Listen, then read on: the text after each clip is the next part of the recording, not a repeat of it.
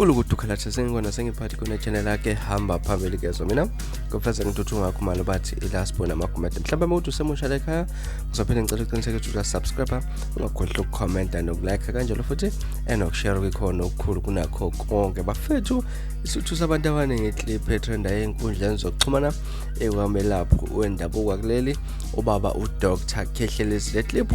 bekade sendela umunye impela voice note emazisa ukuthi sekhona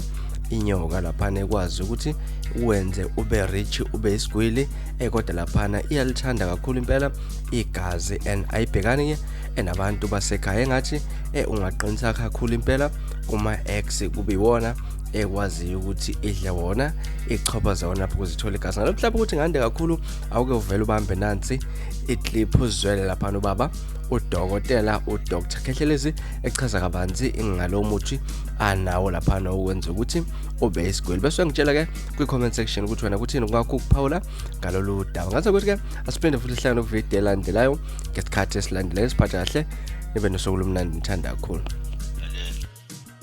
nginayo iNyoka moyifuna ezokwenzela imali nginayo straight ube nesibindi ngini Khehlelezi kodwa inkinga leNyoka ayifuni umndeni iyalifuna igazi ayifuni umndeni ngathi ungatholi ex ifuna ama ex so mawune ex yakho nje izosebenza kahle kakhulu moyifuna ubuyele kimi ngiyacela